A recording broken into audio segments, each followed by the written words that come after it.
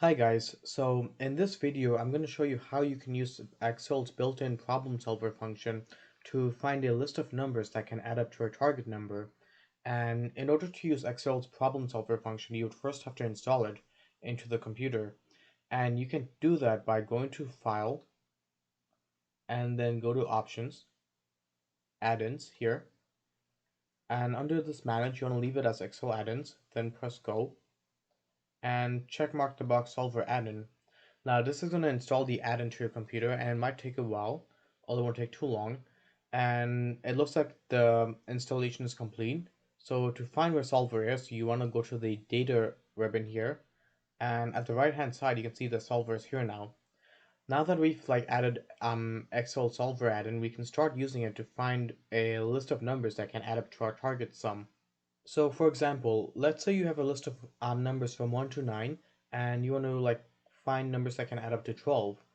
So first you would need the basic setup to be ready. And the first thing you would do is to list each numbers from 1 to 9 in a row by row as shown in column A here. Then in column B, you want to list out zeros for each of these numbers and drop the zeros down until you reach the last number. And then in column C, you want to multiply each numbers from column A by each number in column B, and then drag the formula down as well. Now, after you do these, you want to add all the numbers from column B here, and add all the numbers from column C here, and then highlight. And after you add these up, you want to highlight these two numbers so that you don't select it when actually using Solver. So now that we have the basic setup ready, we can start using Solver to find numbers that can add up to 12. And to do that, you would go to the Data tab here, then click on Solver, and you'll see these bunch of parameters appear. For the first one, set objective, you want to find what number you want to change to the target sum, and that's going to be the value in C10, which is the 0 here that you highlighted. And you want to change it to the value of, select this option, to the value of 12. And this is by changing variables from B1 to B9 here, which are all the zeros you manually entered. And subject to the constraints is the same variables. Add B1 to B9. And you want to change this drop down to bin for binary, and then press OK. Now that this setup is complete, you want to press solve. And it looks like Solver found an integer solution that can add up to 12 with intolerance. You press OK. And you can see that these numbers, these two numbers, 5 and 7, flip from 0 to 1, which indicates that these two numbers can add up to the target sum. So let's just highlight that.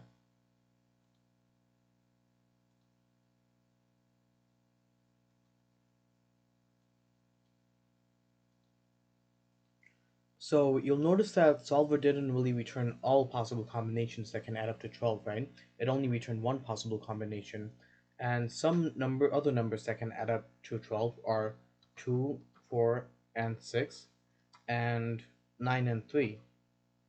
So this is one of the drawbacks of Solver, where it doesn't really give you all possible combinations, only one possible combination, and it tries to find the quickest path to that combination as well, which is 5 and 7 in this case. Another drawback is that it looked like Solver was going through each solution pretty fast, but if you have a bunch of numbers and a very large number that you want to add up, let's say you have 40 numbers here, and you want to find numbers that can add up to 12,343 or something like that, it can take several hours to actually find a solution. There was one time where I had in my work about 40 numbers or 40 numbers, and I want to add up to something like 48,600 something, and that took over 3 hours to actually find an answer.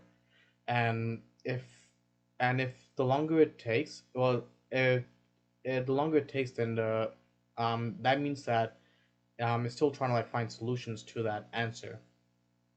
There might even be a case where there's no solutions that can add up to the number. In this case, solver will just like return an answer with saying like no integer solutions found within tolerance or something like that. So this concludes our presentation on how you can use solver to find the target sum. And if for reference, if you want to like uninstall solver as well from the data ribbon here, you can follow the same steps as in the beginning by going to file, then go to options, select add-ins, leave this as Excel add-ins under manage, and then press go here, and then uncheck this box solver add-in and press OK. And it basically removed solver from the data tab. And if you want to reinstall it, just like follow the same steps again. So I hope this video was helpful in learning how you can use solver for these type of situations, and I'll see you guys later.